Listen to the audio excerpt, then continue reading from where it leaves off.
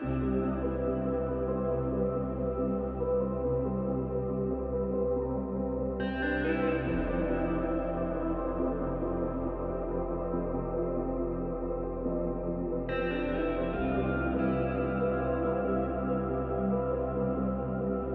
friends, Jill here. Welcome back to the farm.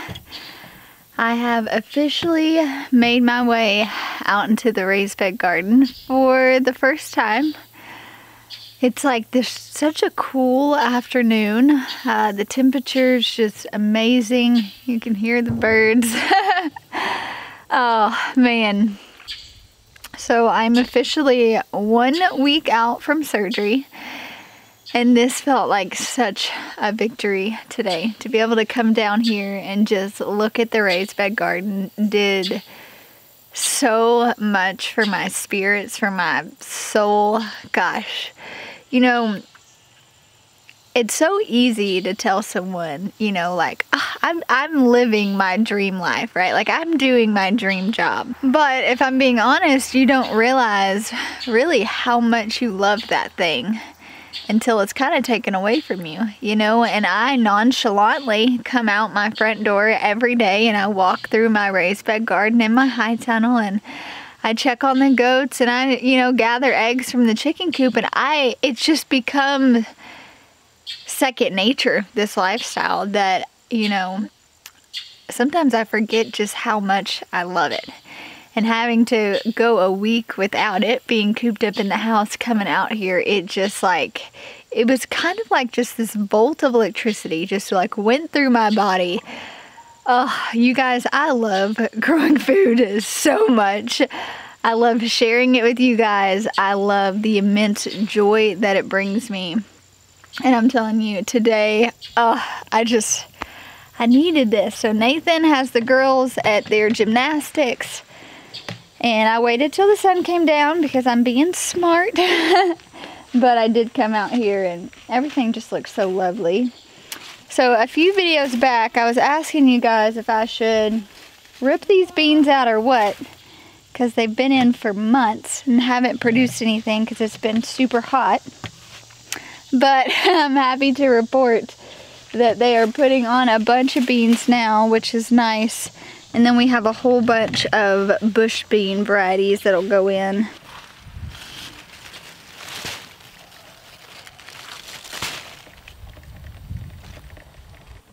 So our okra is massive. If you've ever grown okra before, you know it doesn't take very long for you to have missed your okra window. What I am noticing though is that a lot of these are drying, the okra pods, which is actually really cool because now I can save the seeds from these. So okra is one of those plants that it's just so easy. Hi little ant. It's so easy to save the seeds from them. So essentially what you do is you let the pod just dry. Now this hasn't completely dried. Usually too, when it's like ready, you can tell, like this is, it's still green up here. But then if you shake it, you can actually hear the seeds rattling around in there. So I do always like to save the okra seeds because it's so easy. But then if you just kind of pop it open here, and I could harvest these and like let them continue drying inside. Here we go.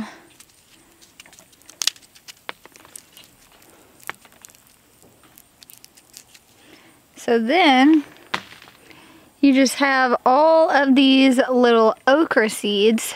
So super, super easy to save seeds. If you're wanting to really encourage someone, you know, to like save seeds, okra is just super, super easy, and you can yield so many too. So anytime we have some that just get too big, which like I mentioned is really easy with okra, we'll just save the seeds. And we're always gifting okra seeds. I feel like I'm always, you know, telling somebody, oh, I've got plenty of okra, don't buy any. So that always kind of feels too, you know, good just to encourage people.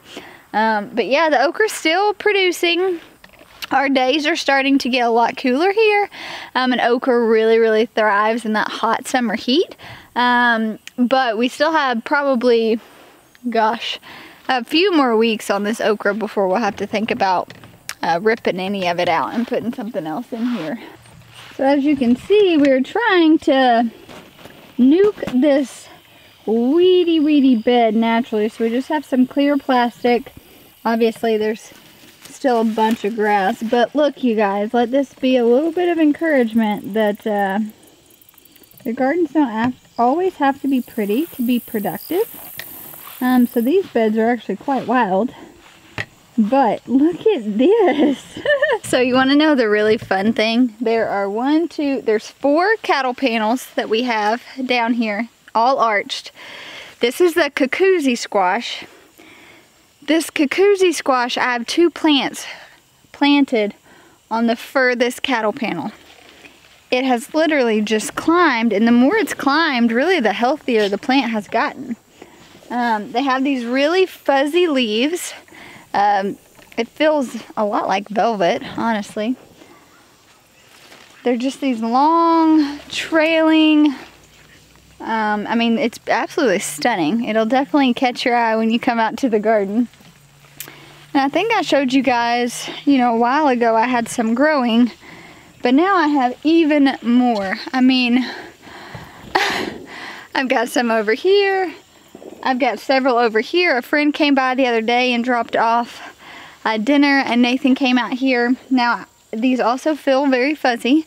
I have no idea what they're gonna taste like. These were one of those that when I was flipping through the seed catalog, they just, gosh, they got my attention. They were so weird that I was like, I've got to find a place for these in my garden. And I'm glad that I have. So we're actually gonna harvest one of these this weekend and cook it up and see. I might freeze dry some of them though, because I would say, I mean, this is probably ready. This thing's massive. I do think much like, you know, the tromboncino and the center cut squash, you can harvest it when it's green like a summer squash, or you could let it turn on the vine and it can be stored as a winter squash. But we're actually growing a ton of winter squash this year. So I'm just gonna eat these as a summer squash. But check this out, this is really cool. Alrighty, well that was really what I wanted to show you in the raised bed garden. I took a really long nap this afternoon, which was really great, but I knew I wanted to come out here and catch this. I need to gather eggs and see if we have any, just so I can make some breakfast in the morning. And then there was another spot down by the high tunnel that you guys have kind of seen the whole process of, and now we're moving into another stage of the process, and so I want to show you guys that too. Oh, I feel so good to be out in my garden. I cannot even tell you guys, man. Hey Tito! So if you guys remember, we had a really mean rooster. We should have given him a name. We should give him a name because that mean rooster is still at my house. So since the rooster is still here, I have been getting out of egg duty for the last several months, honestly. I mean, this rooster has it out for me. He's just mean. But one of my favorite things to do in the fall is to get bundled up in the morning and do farm chores. And so Nathan handles a lot of the animals during the summertime, but in the winter, in the fall and winter, that's something that I usually do. So I'll get up, take the kids to school, come home, do everything, and I love collecting eggs. It's probably one of my favorite chores to do, but I don't do it a lot because of the stinking rooster situation. So that is actually one thing that I am looking quite forward to as the weather starts to shift. I do. For me, the farm is such this romantic idea of, you know, a dream that I've been dreaming for years. But just this idea of having my cup of coffee and my basket and coming out here and harvesting my eggs and walking through my garden, like, I don't know, it just has such a sweet spot to me. Hi! Hey, what are y'all doing? You can't jump on me, okay? None of y'all can jump on me. Look, we're gonna be really sweet friends. Hi, Simba. Little Simba update, he's doing great. He's actually, we had a pig go through a fence. Don't jump on me, don't jump. But he got in with the pigs the other day and was totally fine. So I don't really know, but everything's been good with him.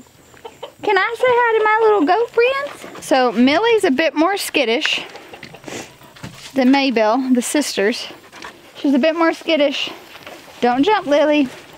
But Maybelle over here, these are the ones that I'm gonna be breeding this fall.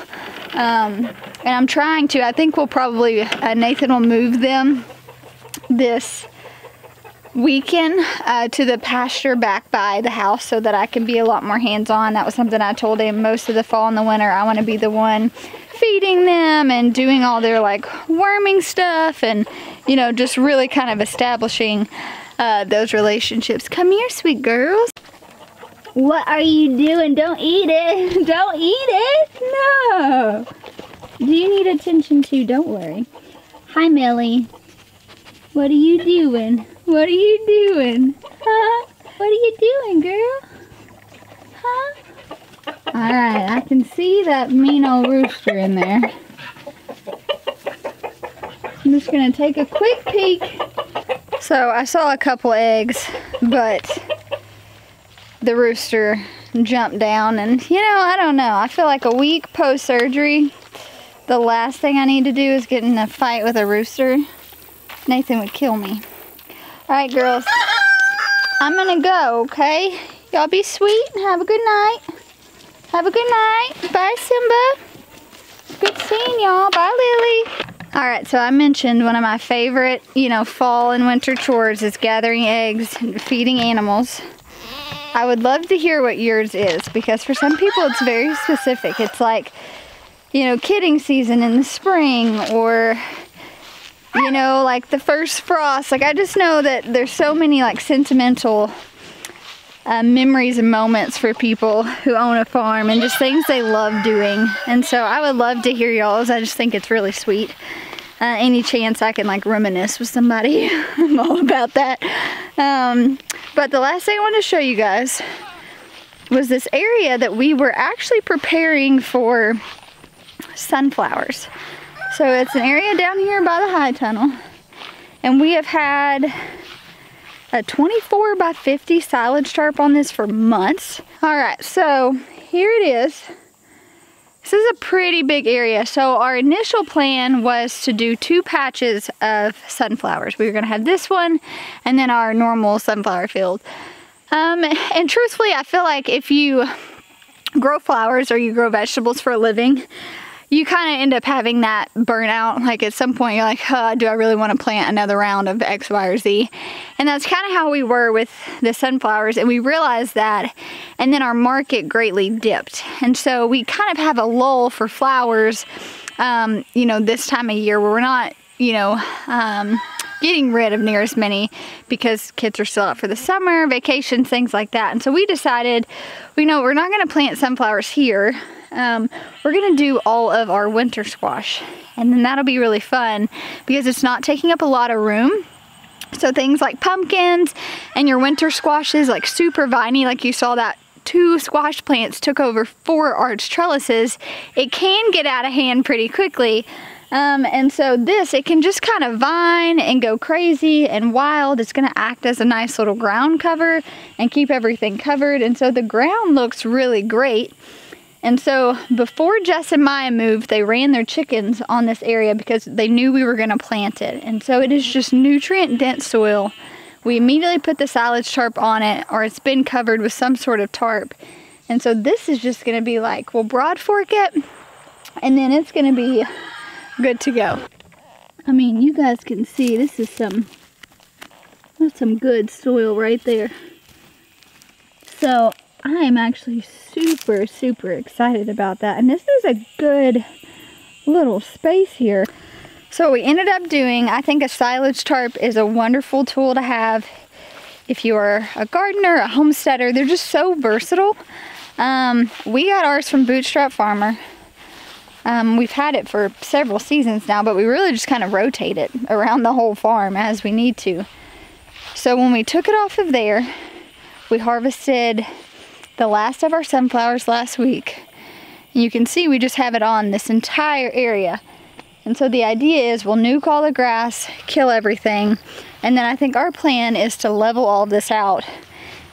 Maybe bring some dirt in, but really just get this a good established growing patch for next year, to where we could do potatoes if we wanted to. We'll continue the sunflowers, but this space is just, it's such a large space. It's so versatile. We could be doing different successions. You know, we could have the back half be for potatoes, the front half be for sunflowers. So I think the plan this fall is to really just kind of get that cleaned up a bit. Oh man, I have not been out here, well, in over a week. Lord have mercy. So all my little seedlings are looking great. So my friend's coming out tomorrow to plant all the squash in that area. So that'll be nice because some of these are starting to turn yellow. They're having a little bit of deficiencies, but we will get all of those out. And then I started some seeds with you guys the other day, and I wanted to show you they're doing really well. You'll hear me preach automation on your farm constantly. I talk about this a lot in my book. But while I've been laid up in the house all week, I've had Nathan come down here and just lay eyes on everything, but I've not had to worry about any of this. All the drips on, you know, in the raised bed and the high tunnel. We've got our misters here in the greenhouse, and so while I've been, you know, really unavailable for the last week, not being able to do anything, my farm is still producing and thriving, which for me, it really is a testament on why we spent so much time emphasizing on those systems early on when we moved here. And so I do encourage you to, if you're, you know, wanting, not saying it's more of a hands-off approach, but it's a security really in case something like this comes up, or, you know, maybe you want to go on vacation, or there can be a lot of different reasons why you would want to automate your farm. I just think from a production standpoint and an efficiency standpoint, it makes sense to put these systems in place. And I know for me and Nathan, we have been so incredibly thankful to have some of these systems in place this last week when I've just not been able to do anything. So all of the cauliflowers I started, so this was the Candid Charm, which this is a white variety. We've got the cheddar, the deep purple, and the graffiti. And then I've got some Cossack kohlrabi. Our cabbage came up really well. So this is the red acre cabbage. Not, well, maybe they are coming up some. Like germination, they're coming up just a little slower. This is the Chinese cabbage, which did great. Our broccoli's doing well. This is the squash that I started a while ago that really, you can tell, is just kind of struggling. But then I went ahead and started some more because I could tell. So these look a lot better. This is a spaghetti squash. This is like an acorn, a Waldo butternut squash. Then I have some more purple kohlrabi and some Landrow kohlrabi. And then these are a hybrid pumpkin that I thought would be fun to kind of test out. And then these are just some different squash varieties.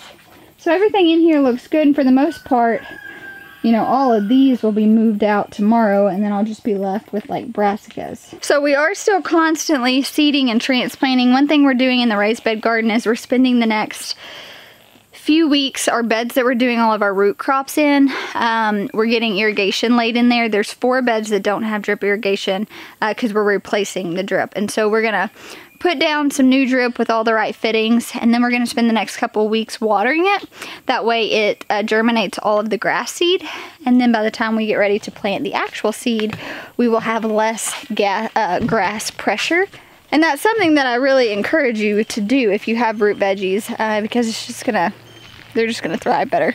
But we got cucumbers that we planted in the high tunnel before all of this, and then some tomatoes got planted out for our fall planting. So the farm's certainly not stopping just because I was stopping, which makes me feel really good.